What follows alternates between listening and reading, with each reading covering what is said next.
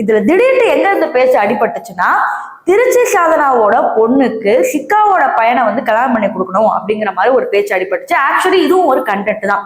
But அதுல involve ஆனது children's, அதாவது குழந்தைங்க அப்படிங்கறனால இது எப்படி போய் முடிஞ்சிருச்சுன்னா, ரவுடி பேபிஸ்ல என்ன நீ உன் பொண்ணை தரமாட்டியா அப்படி இப்படின்னு தகாத வார்த்தைகள்ல பேச ஆரம்பிச்சிருக்காங்க. இதுக்கப்புறம் தான் திருச்சி சாதனா கம்ப்ளைண்ட் கொடுத்தாங்க. அதுக்கப்புறம் ரவுடி பேபி சூர்யாவும் 2 வீடியோல மன்னிப்பு கேட்டிருக்காங்க. அதாவது எப்படி சொன்னாங்கன்னா, இந்த மாதிரி நான் முருகர் காலில் விழுந்து நான் கண்ணீர் விட்டு அழுதுட்டேன். அதுக்கப்புறம் தான் எனக்கு தெரிய வந்துச்சு நான் பண்ணது எவ்வளவு பெரிய தப்புன்னு. நான் யாருக்கும் அடங்கி போற ஆளே கிடையாது. யாரை பார்த்தாலும் திமிராதான் பேசுவேன், தெனாவட்டாதான் நடப்பேன்.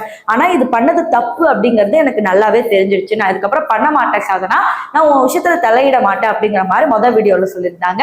இப்போ 2 நாளைக்கு முன்னாடி இந்த மாதிரி வேற வீடியோ என்ன போட்டிருந்தாங்கன்னா, இந்த மாதிரி எனக்கு ஜெயிலுக்கு போறதெல்லாம் பெரிய விஷயமே கிடையாது. நான் எத்தனையோ தடவை ஜெயிலுக்கு போயிருக்கேன், அதுக்கப்புறம் பெயில் வாங்கிட்டு வெளியே வந்திருக்கேன். ஆனா ரீசெண்டா பாத்தீங்கன்னா சிக்காவோட பையன் இப்பதான் 12th எக்ஸாம் எழுதி 400 மார்க் வாங்கியிருக்கான். ஸோ அவனோட அடுத்த ஸ்டேஜ்ல இருக்கும் போது நான் இந்த மாதிரி ஜெயிலுக்கு போயிட்டு வர்றது நல்லா இருக்காது அப்படின்னு தோணுது அப்படிங்கிற மாதிரி ஒரு வீடியோ போட்டாங்க.